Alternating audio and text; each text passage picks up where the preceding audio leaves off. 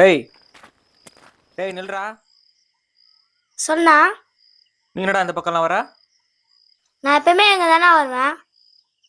ஆ, நான் எனக்கு அர்ஜென்ட்டா ஆய்வத்தனா நான் போறேண்ணா.